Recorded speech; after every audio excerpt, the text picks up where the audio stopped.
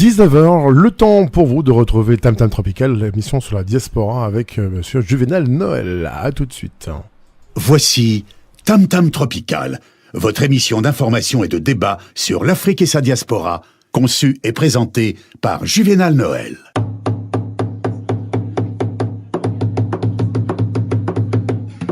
Plusieurs siècles avant la création du télégraphe, au cœur de la forêt équatoriale d'Afrique, les populations communiquaient déjà à distance, grâce au tam-tam. En un temps record, des messages étaient relayés dans plusieurs contrées. Tam-tam Tropical, l'Afrique chez vous, chaque mardi de 19h à 20h sur Radio Pluriel.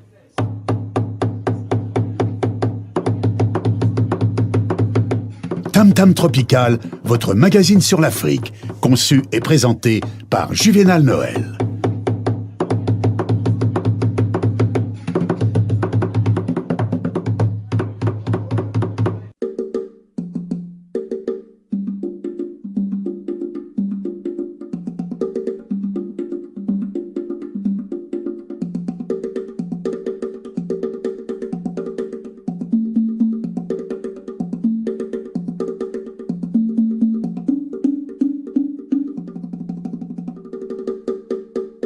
À la une de ce magazine, donc, nous allons faire une entorse à notre processus habituel. Nous allons recevoir ce soir une artiste musicienne. Elle s'appelle Pélagie Halima. Bonsoir Pélagie. Bonsoir Juvénal et bonsoir à tous les auditeurs. Comment allez-vous? Je vais bien, un peu fatiguée, mais je vais bien. Très bien. On va imaginer la bonne fatigue. Vous étiez annoncé le week-end dernier donc à Lyon. Nous avons manqué l'occasion de vous rencontrer physiquement et comme vous êtes encore dans l'Hexagone, on ne boude pas notre plaisir de venir vers vous. Tous ceux qui vous rencontrent, tous ceux qui vous ont rencontré, ils sont unanimes dessus que vous êtes une artiste qui monte. Vous faites un mélange de musique, de danse, de théâtre, artiste, comédienne, on va dire une artiste bien remplie. Dites-nous, comment vous êtes arrivée dans la musique, Pélagie Halima? Je crois que c'est mon destin d'abord. Et puis ma timidité. J'étais très timide de toute petite. Et à un moment donné, avec le monde dans lequel nous vivons, ce chaos-là, il fallait que je parle. Donc c'était le déclencheur. J'avais besoin de parler. Et c'est venu un jour, j'avais 10 ans. Il y a une mélodie qui est venue en moi avec un texte que j'ai écrit et ça ne s'est plus arrêté. Mais dans mon enfance aussi, j'ai eu la chance de temps en temps de rester auprès de mes grands-parents. Et il y avait une de mes grands-mères qui chantait beaucoup, Samantha. Elle chantait beaucoup pour ses petits-fils, elle chantait le soir avant qu'on ne dorme et parfois elle nous faisait danser. Je crois que elle aussi a beaucoup joué dans tout ce que je fais aujourd'hui. Et donc, vous êtes dans un énième tour en Europe pour comprendre. Oui. À votre avis, qu'est-ce qui plaît le plus à votre public? Est-ce que c'est est-ce que c'est la comédienne? Est-ce que c'est la musicienne? Est-ce que c'est la chanteuse? C'est le tout. Parce que c'est le tout qui me fait. Je suis un mélange de tout ça. Et je crois qu'il est difficile de diviser tout ça parce que si on divise, ça ne fait plus moi. Je crois que c'est le tout. Quand vous dites le tout, pour ma part, j'ai eu un peu de mal parce qu'on vous retrouve dans le reggae, on vous retrouve dans le bikutsi, on vous retrouve dans un rythme qui est typique même du centre du Cameroun, le style Ekan. On vous trouve dans le style funk, même de l'afrobeat. À un moment, on a l'air un peu perdu. Et quand on vous trouve dans une comédie musicale, on a le sentiment que vous exprimez le mieux. Chaque fois que vous changez de style, on a le sentiment qu'en fait, cela vous va comme un gant. Quel est votre secret? Moi-même, je ne sais pas. Le centre de tout ça, c'est mon chant. Je peux chanter sur une musique arabe, mais le chant reste le chant de chez moi. Le rythme est défini par un instrument rythmique, mais moi, mon chant reste dans... Un secret, non, je n'ai pas. Je me laisse tout juste aller. Bien, on va donc vous laisser tranquillement, on vous retrouve dans quelques instants. Le temps pour nous de savourer un de vos morceaux. À tout de suite. Ok.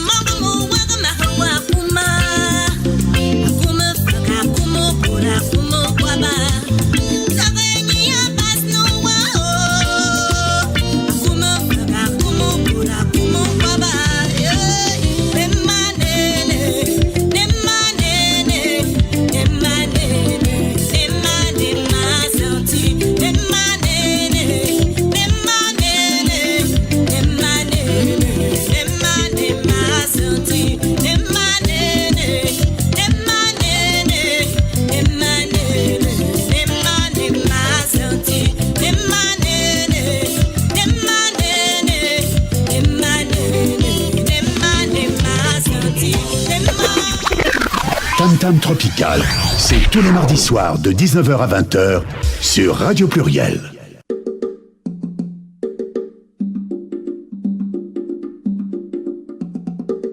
Mesdames, Messieurs, bonsoir. Nous sommes ensemble pour une cinquantaine de minutes d'informations et de débats sur l'Afrique et sa diaspora. Soyez les bienvenus.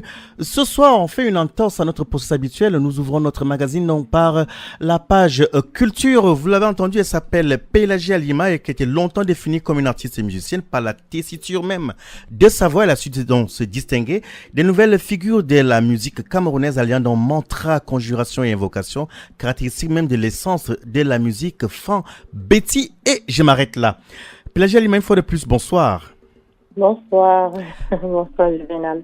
Donc, je disais tantôt à ceux et celles qui se joignent à nous que ce soir, en fait, on fait une entorse à notre poste habituel. On ouvre par la page culture parce que nous avons eu le plaisir d'avoir votre présence dans la ville de Lyon. Mais cependant, nous n'avons pas pu vous rencontrer pour vous avoir dans notre studio. En revanche, vous êtes toujours dans l'Hexagone et ce soir, vous êtes avec nous pour nous parler un peu de votre univers artistique, en fait. Pour comprendre, cela fait combien de temps que vous êtes dans l'univers de la musique? Wow. Je présente mes chansons pour la première fois au festival Massaou en 2005. Massaou, c'est un festival de femmes au Cameroun. Et c'était la première fois que je me présentais devant un public pour chanter mes chansons. Avant ça, j'ai eu à faire des chœurs pour certains artistes 2 ans avant.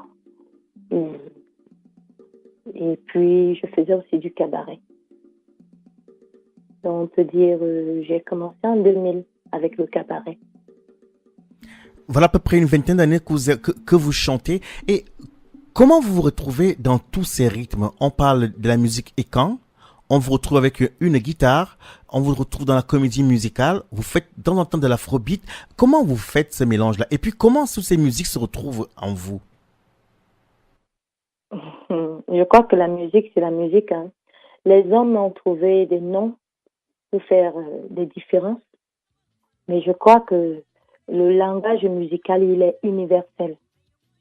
On n'a pas besoin d'un code pour se retrouver sur un rythme.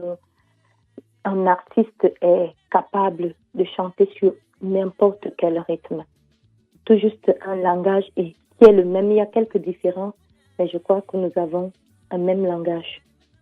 Donc, sur les comédies musicales, je reste moi. Je n'ai jamais su que je reste toujours moi.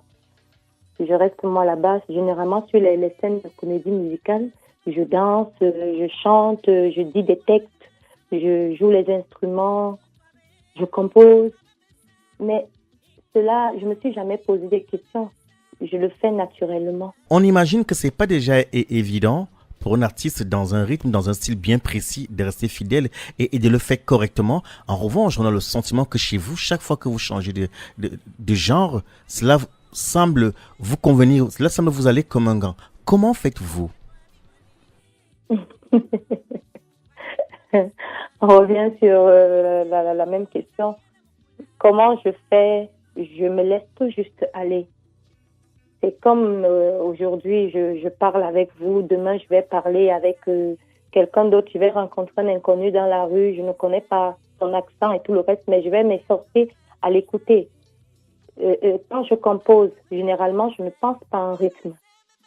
Le rythme est défini plus tard avec mon instrument ou avec mes musiciens quand je travaille avec mes musiciens. Ici, le rythme musical, il est défini par la batterie ou les percussions ou alors la basse.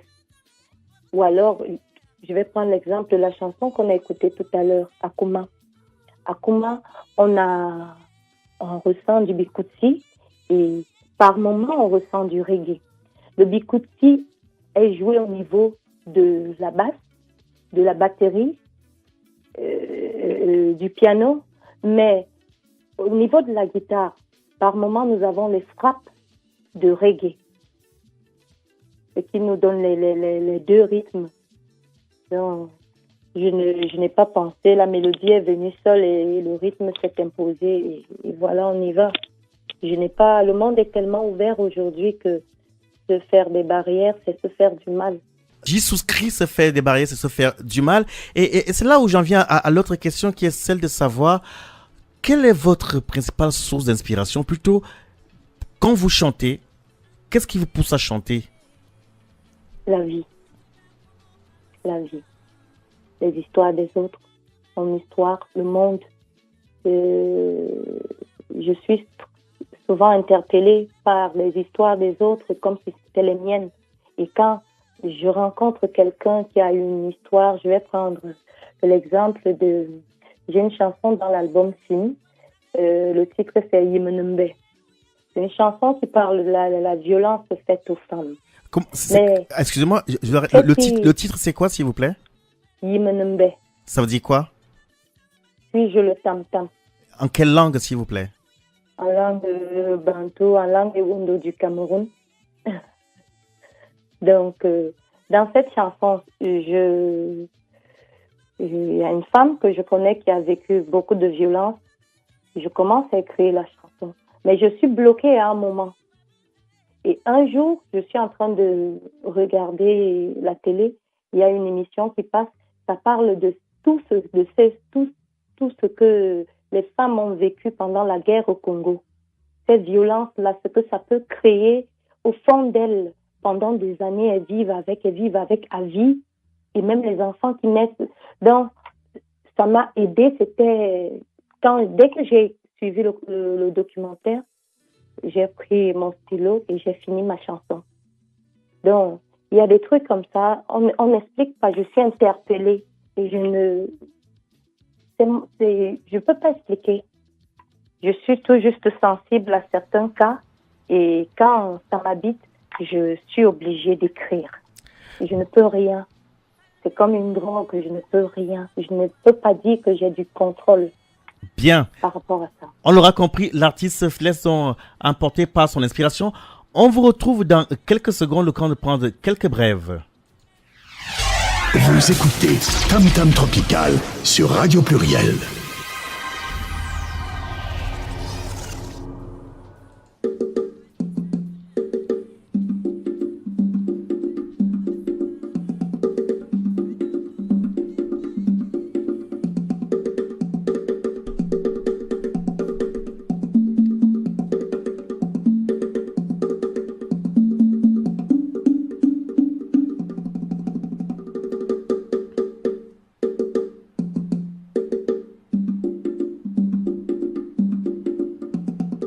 Dans la deuxième partie de ce magazine, nous serons avec Jean-Charles Bertagna, qui est responsable CGT dans la ville de Vaux-en-Velin. Il nous apportera donc un éclairage sur ce communiqué que nous avons reçu en début de cette semaine, c'est-à-dire hier, avec un titre assez cinglant, la maire de Vaux-en-Velin dégage ses agents.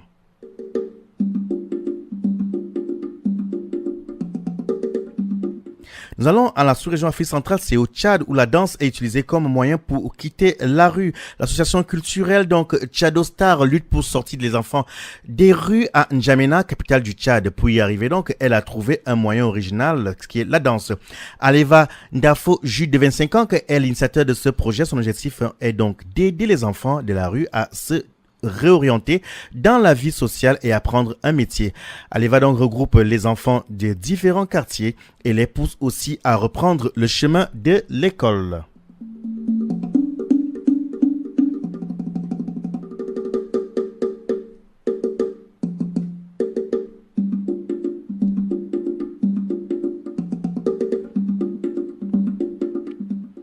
Une délégation érythréenne est donc arrivée à Addis Abeba en Éthiopie pour tenir des pourparlers de paix visant à mettre fin au long conflit entre les deux pays voisins de la Corne de l'Afrique. La délégation a été accueillie donc par le premier ministre éthiopien Abiy Ahmed. Les photos de leur arrivée ont été donc tweetées par le site d'information privé Addis Standard. L'Éthiopie donc a annoncé plus tôt ce mois-ci qu'elle avait décidé de pleinement, je cite, accepter et mettre en œuvre un accord de paix de 2002 en vertu duquel l'Éthiopie est tenue d'attribuer des territoires contestés dont la ville de Badme.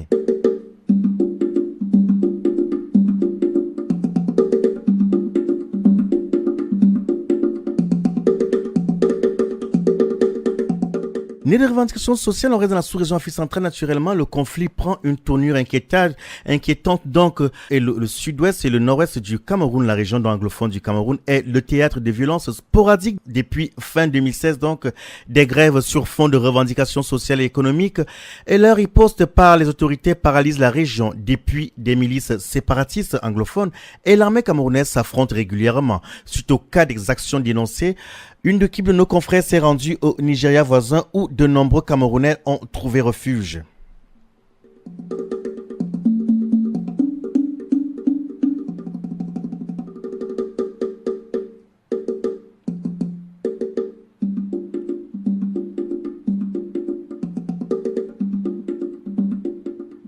Pour ceux et celles qui se joignent à nous, à ce moment, nous recevons ce soir, et une fois n'est pas coutume, une artiste et musicienne. Elle s'appelle Pélagie Alima. Elle est artiste, elle est musicienne, elle est chanteuse, elle est comédienne.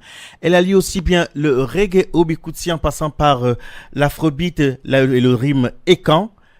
Elle seule en a le secret. Une fois de plus, bonsoir Pélagie Alima. Bonsoir et bonsoir à tous les auditeurs qui se joignent à nous. Bien. Voilà. Il est important de ressentir cela parce que le direct a toujours sa spontanéité et ça montre effectivement que nous sommes bien en direct. Pour comprendre, vous nous disiez tantôt que chez vous, les choses se font spontanément et naturellement. J'ai précisé dans cette première partie qu'il n'est pas évident pour un artiste de rester fidèle à un seul rythme et surtout de se retrouver, de le rendre de manière assez correcte comme vous le faites aujourd'hui. Tous les observateurs qui vous ont observé, qui vous ont vu, trouvent effectivement que vous êtes cette étoile montante en fait de cette musique camerounaise d'un style assez original. Quand on vous a vu dans une comédie musicale, on a le sentiment que c'est ce qui vous va le mieux. Et vous nous disiez tantôt qu'effectivement, votre secret, c'est que vous ne contrôlez pas, vous laissez les choses se faire d'elles-mêmes. Dites-nous, pour vos projets futurs, qu'est-ce qu'on peut attendre? Actuellement, je suis en tournée en France. J'ai encore 4 concerts à faire cette semaine du côté de Vesoul, Dijon, Besançon. 2 concerts à Besançon et Dijon, Vesoul. Après, j'irai au Cameroun où j'aurai un concert à l'Institut français de Yaoundé. Après ça, je me pose un peu avec ma famille et je repars en septembre pour une tournée du côté de l'Allemagne avec une compagnie allemande, une comédie musicale avec le Kain Collectif et le nom du projet c'est Fin de mission. Nous avons commencé avec ce projet il y a plus de 2 ans déjà, dont on aura des spectacles en Allemagne et en Bosnie pour l'instant. Oui. Après ça, j'ai aussi d'autres concerts à partir de octobre, de fin octobre, novembre en France. Et après, je pourrai rentrer, je vais fuir le froid de l'Europe pour aller me réfugier au Cameroun. Ah, en vérité, quand il fait beau, vous n'êtes peut-être pas nous, c'est l'été. Et après l'été, vous repartirez, vous réfugier chez vous au Cameroun. Pour comprendre, Quels sont les artistes qui vous ont inspiré? ou qui vous inspire? Oui, il y a eu ma grand-mère d'abord.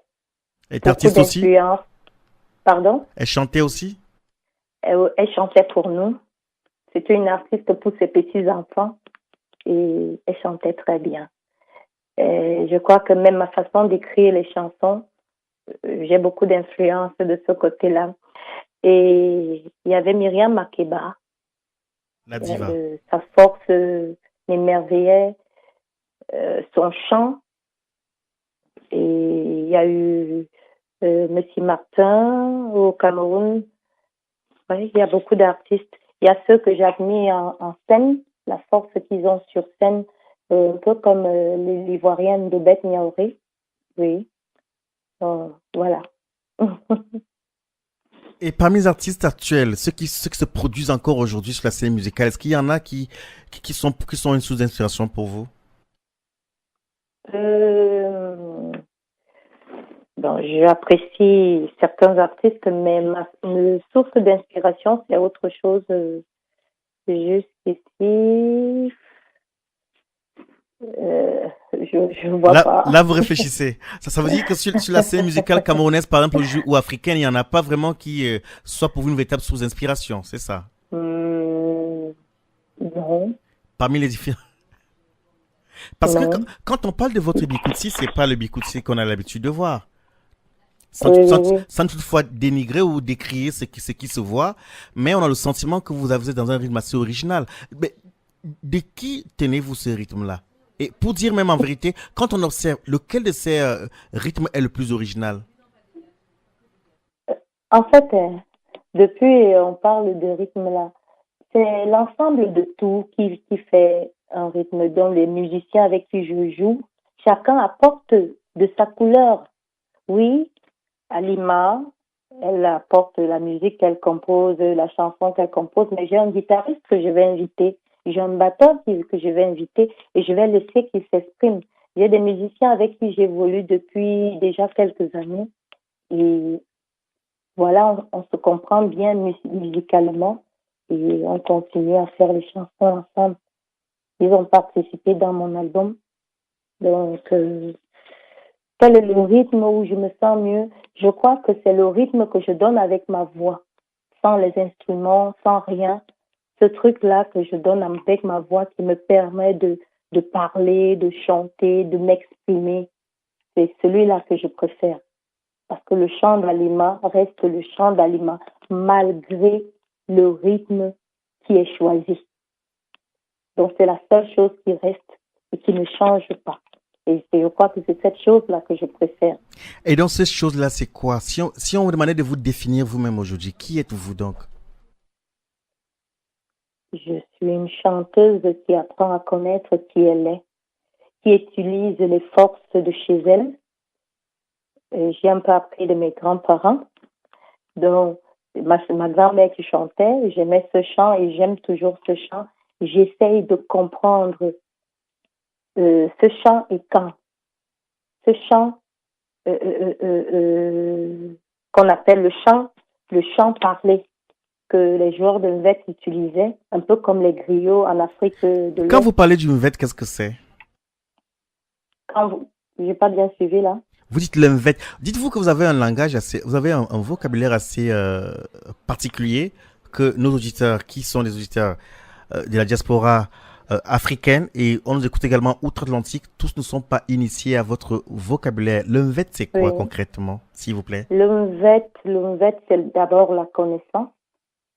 Le Nvet, c'est un peu, je vais prendre l'exemple pour que beaucoup essayent de comprendre. Un peu comme la Bible chez les chrétiens, le Coran chez les musulmans. Le Nvet, c'est la connaissance, c'est la vie. C'est ce qui enseigne parce que je viens du peuple Ékan. Et on a le Nvet qui nous enseigne. Et on a aussi le Nvet qui est l'instrument. C'est un instrument qui ressemble un peu, c'est une guitare traditionnelle avec des cordes et des calebasses. Oui. Et on a le Nvet qui est la parole. C'est ça que moi j'utilise. Le chant que j'utilise, le chant parlé. Le chant, les autres vont dire le chant éteint. Oui. Donc c'est un peu ça. Bien, merci beaucoup Pélagie Halima. Merci à vous, Juvénal, et merci à Radio Pluriel, à l'émission Tam Tam. Merci beaucoup de m'avoir invité. Et on vous souhaite bon vent pour la suite de votre parcours artistique. Merci beaucoup à vous. Participez à l'émission Tam Tam Tropical. Appelez le 04 78 21 05 95. 04 78 21 05 95.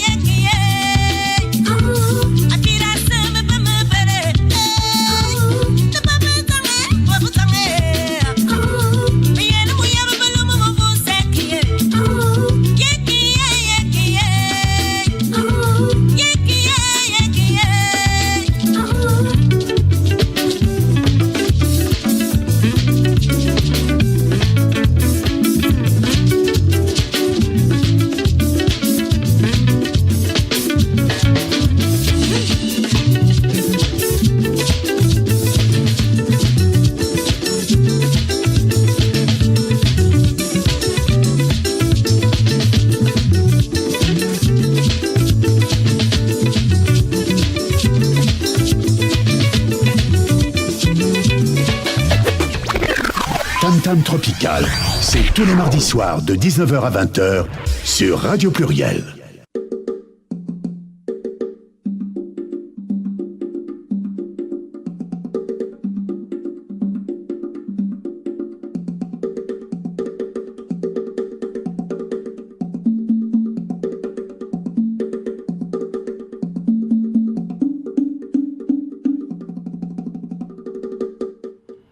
Une fois de plus, bonsoir mesdames et messieurs, nous sommes ensemble pour une cinquantaine de minutes d'informations et de débats sur l'Afrique et la diaspora. Soyez les bienvenus. Avant dans cette production musicale, nous étions avec l'artiste Pélagie Halima qui était dans la page culture de ce magazine. On a annoncé en titre ce communiqué que nous avons reçu à la rédaction qui nous parle donc de la maire de Vaux-en-Velin qui dit, je cite, dégage ses agents. En fait, 4 agents sont menacés de licenciement. Une première historique suite aux événements donc qui ont troublé la tranquillité de la ville. La municipalité a annoncé l'embauche de policiers armés. Cette décision donc devrait se traduire lors du conseil municipal du 28 juin prochain par la création de 13 postes. Et pour en savoir davantage, avec nous ce soir, il s'appelle Jean-Charles Bertagna. Bonsoir Jean-Charles. Jean-Charles Bertagna semble nous avoir quittés. On va essayer de voir s'il est avec nous. Pas du tout. Nous allons prendre quelques brèves et si jamais Jean-Charles Bertagna nous entend, il pourra donc nous retrouver. On va quand même donner le numéro du standard. Participez à l'émission Tam Tam Tropical. appelez le 04 78 21 05 95. 04 78 21 05 95. En attendant de retrouver donc le deuxième invité qui est Jean-Charles Bertagnan de la CGT de la ville de Vaux-en-Velin, nous allons prendre quelques brèves depuis l'Afrique. C'est au Zimbabwe où 2 victimes de l'attaque succombent à leurs blessures. Donc deux personnes blessées par une explosion survenue samedi dernier lors d'un rassemblement de campagne du président zimbabwéen Emerson Mnangagwa ont succombé à leurs blessures selon une station de radio publique locale. L'une des victimes serait membre de la garde présidentielle. Le président Mnangagwa, qui a succédé donc à Robert Mugabe en novembre dernier, a échappé de justesse à une attaque qu'il a décrite comme une tentative d'assassinat. Les faits se sont déroulés donc dans la ville de Bulawayo, une grande ville du sud, fief de l'opposition. Au moins 49 personnes ont été blessées. On entend donc en titre ce communiqué de la CGT que nous avons reçu à la rédaction, annonçant donc en fait 4 licenciements, ce qui fait une première historique dans la ville de Vaux-en-Velin. Pour en parler ce soir et pour comprendre, c'est Jean-Charles Bertagnan qui nous éclaire. Bonsoir Jean-Charles. Apparemment, il n'est toujours pas là, Jean-Charles Bertagnan. Et comme la technique semble ne pas être des nôtres ce soir, nous allons poursuivre notre magazine.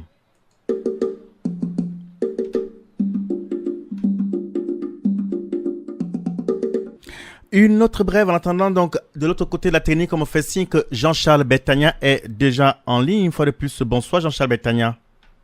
Bonsoir messieurs, dames.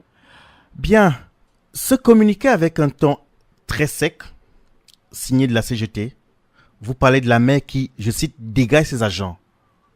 Que se passe-t-il à Vaux-en-Velin? Aujourd'hui, il se passe que la ville de Vaux-en-Velin et la municipalité et sa maire préfèrent effectivement, au lieu de trouver des acteurs sociaux pour régler les problèmes qu'on rencontre sur notre ville, armer des policiers et donc licencier d'autres personnels. Cela peut se justifier, cela peut se comprendre. Peut-être qu'il y a des problèmes de sécurité à Vaux-en-Velin, par exemple. Ah, on est tout à fait conscient, je suis Vaudet, donc je le sais très bien. Mais on rappelle juste à l'employeur que ce sont des missions de la police nationale et donc de l'État, et ce ne sont pas aux collectivités de se substituer aux choix politiques et nationaux. Pour comprendre, votre ton assez sec laisse sous-entendre que, apparemment, au niveau de Vaux-en-Velin, il n'y a pas un dialogue. C'est l'expression que nous avons à vous lire. C'est pas qu'il n'y a pas, ça fait 3 ans qu'on cherche à dialoguer, nous les représentants du personnel ainsi que les salariés. Mais depuis, la position de la mairie et de Mme Geoffroy est totalement différente. C'est le non-dialogue qui s'applique au quotidien avec les représentants du personnel.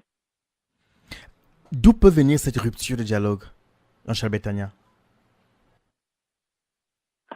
Je pense parce qu'il y a une politique qui doit être menée derrière, qui ne plaira pas aux représentants que nous sommes. Et donc, le fait de ne pas dialoguer, on voit ce qui se passe au niveau national. Hein. On concerte les gens, certes, mais on leur impose leur choix sans écouter les arguments mis en face. Et on est exactement dans ce cas avant là. Jean-Charles Bertagnan, on aimerait comprendre, est-ce que vous, de votre côté, vous avez essayé d'approcher l'équipe dirigeante de la mairie? Nous essayons encore aujourd'hui, malgré tout ce que l'on peut nous reprocher. Régulièrement, on fait des courriers à Mme Geoffroy et son exécutif pour rappeler au bon devoir des employeurs, mais aussi aux problématiques que rencontrent les personnels. Et régulièrement, nous n'avons aucune réponse à tous nos courriers. Nous ne voulons pas aller nous entremêler dans la politique en allant aux conseils municipaux, les alpaguer dans la rue. On le fait dans le cadre de notre mandat qui est de représentant du personnel, donc dans les instances. À ce jour, nous parlons et en face, on nous dit est-ce qu'on peut passer aux choses suivantes ou c'est des choix politiques. Voilà les seuls dialogues que l'on peut avoir de nos représentants. Mais quand vous dites qu'il n'y a pas de réponse, il n'y a jamais eu de réponse du tout, ou alors il y a des réponses qui ne vont pas passer satisfaction? Sur les questions les plus embarrassantes, il y a très rarement des réponses. Voilà, où on botte en touche, comme on dit dans le jargon, effectivement. On nous dit que ce n'est pas à l'ordre du jour ou que ce n'est pas la question du jour, donc ce n'est pas lieu d'y répondre. Quand vous dites en botte en touche, ça veut dire quoi? Quelles sont les réponses qui vous sont données? Eh bien, il n'y a pas d'argent, ou c'est un choix politique, ou la ville de Vaux-en-Velin est l'une des villes les plus pauvres de France. On sait, c'est la 3e et la plus pauvre du département. On fait avec ce que l'on peut. Mais est-ce que c'est faux qu'il n'y a pas... À votre avis, est-ce qu'il y a de l'argent dans les caisses et qu'on refuse de vous écouter, c'est ça? Nous, on rappelle surtout à Mme Geoffroy et à son équipe que dans les années 90, c'est bien à Vaux-en-Velin qu'il y a eu des grosses émeutes. Et c'est ensemble, les acteurs sociaux, la fonction publique, qui ont recréé cette ville et qui l'ont amenée à la hauteur où elle en est. Et on a même créé un ministère, hein, je tiens à le rappeler à vos auditeurs, un ministère qui est dédié justement aux banlieues. Et tout a été fait pour que Vanvelin soit l'une des villes témoins de tout ça. Donc oui, on pense qu'on pourrait être un bon porte-parole d'une mairie comme Vanvelin. On pourrait aller chercher de l'argent où il est, c'est-à-dire auprès de l'État. Mais aujourd'hui, les choix sont bien autres. Pour ceux qui se joignent à nous qu'à ce moment, nous recevons Jean-Charles Bertagna, qui est responsable syndical CGT UFICT à Vanvelin. Ce soir, il nous parle en fait de ces licenciements qui sont en cours.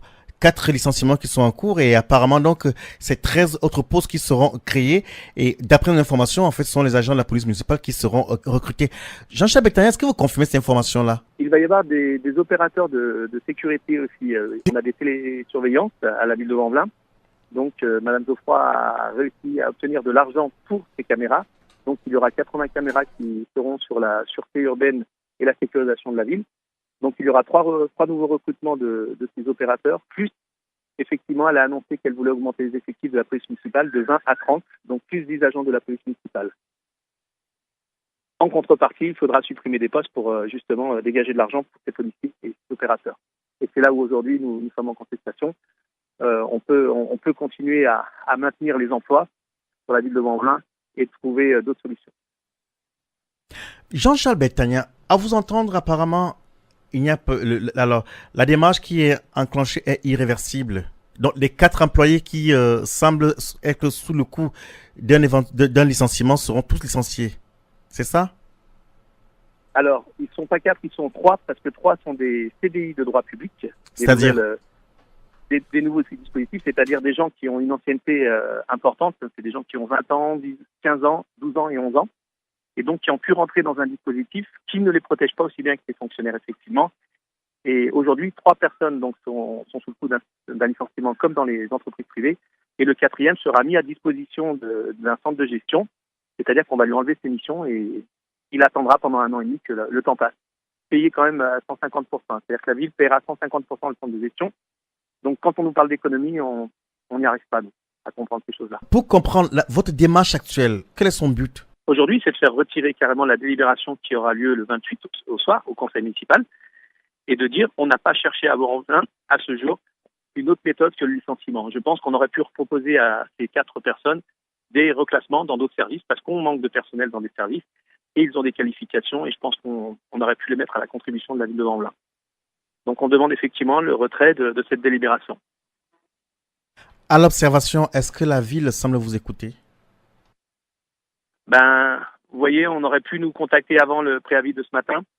On aurait pu nous dire, on fait le comité technique cet après-midi, mais Madame la maire va vous recevoir. J'ai demandé par 4 fois cet après-midi, est-ce que Madame la maire, avec tout ce qui se passe, est prête à nous recevoir? On n'a pas eu de réponse sans ça.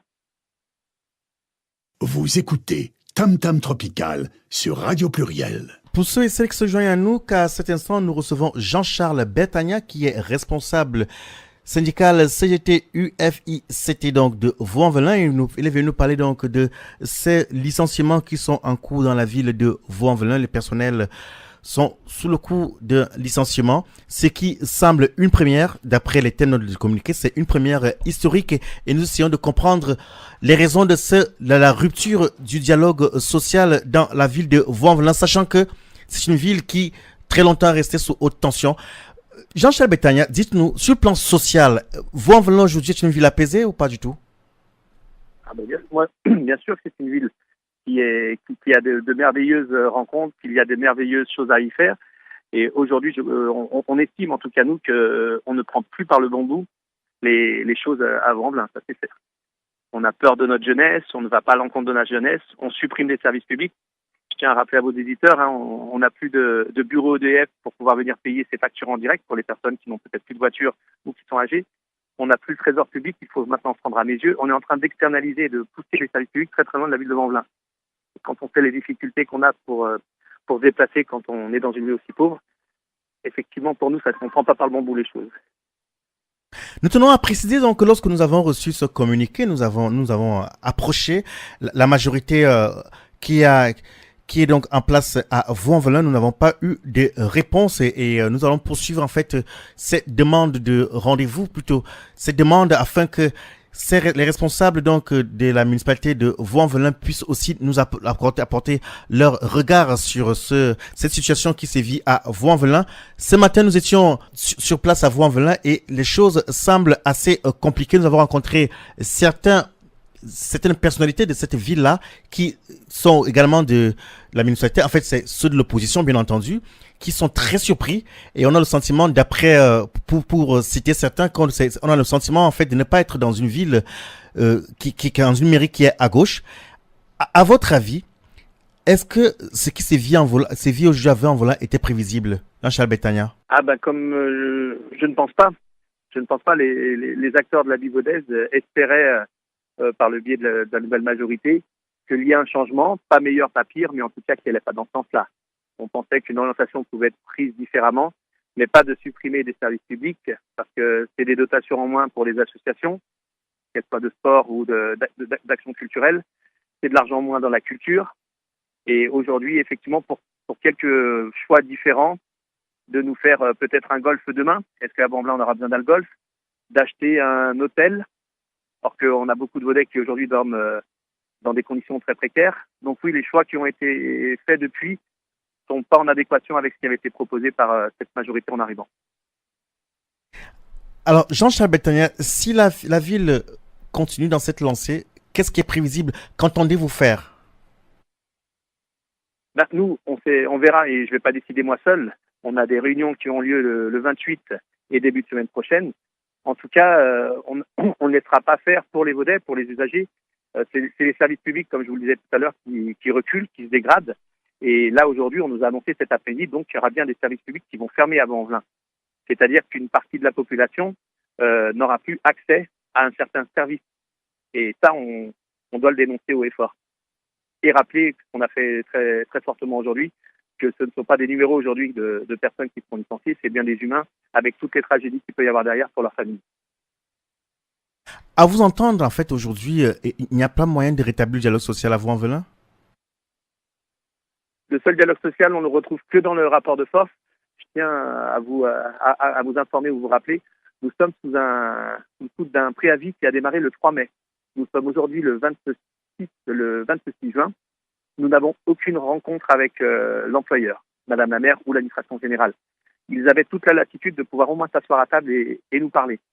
Et à ce jour, effectivement, ça nous semble très compliqué. Les seules recettes que l'on trouve, les seuls moyens que l'on a, c'est effectivement de demander aux salariés de cesser le travail et d'expliquer leur mécontentement. D'où la forte mobilisation de ce midi. J'avoue que c'est quand même assez difficile de comprendre. En même temps, ce ne sont que des faits. Selon vous, qu'est-ce qui peut justifier, qu'est-ce qui explique ce mutisme-là, ce silence assourdissant de ceux qui sont aujourd'hui, ceux qui tiennent les rênes de la ville de Vaux-en-Velin? On n'arrête pas de nous dire et on nous fait savoir qu'on n'est pas audible, qu'on n'est pas les bons représentants des personnels. Comment ça, les bons représentants? Pourquoi pas les bons? Des gens plus. Ce qu'on nous remonte, c'est que avec des gens comme nous, on n'arrive pas à communiquer, à parler, et que si d'autres étaient en place, peut-être les choses iraient mieux à Vaux-en-Velin. Les d'autres, c'est-à-dire qui? D'autres syndicats apparemment. Parce que vous, qu'est-ce qu'on vous reproche alors?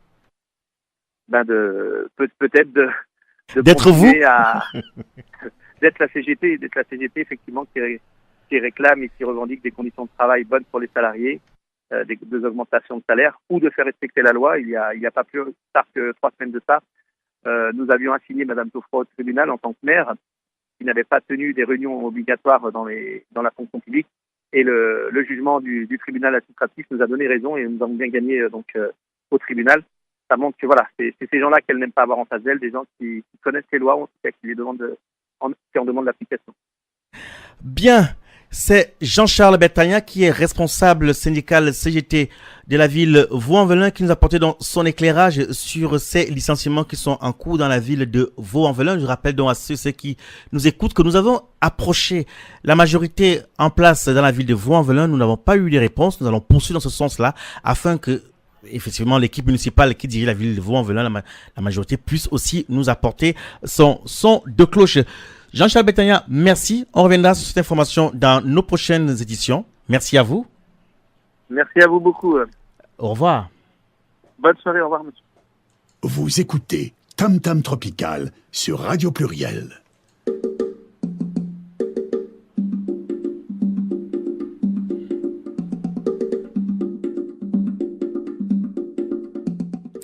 Amis auditeurs, notre magazine arrive inexorablement à son terme. C'était donc Jean-Charles Bertagna qui est responsable syndical CGT de la ville de Vaux-en-Velin. Il venait nous apporter un éclairage sur ces sentiments qui sont en cours dans la ville de Vaux-en-Velin. Dans la page culturelle de cette édition, nous étions avec Pélagie Alima, artiste musicienne comédienne qui nous vient du Cameroun en tournée en Europe. On se retrouve mardi prochain pour une autre édition de Tam Tam Tropical. Plusieurs siècles avant la création du télégraphe, au cœur de la forêt équatoriale d'Afrique, les populations communiquaient déjà à distance.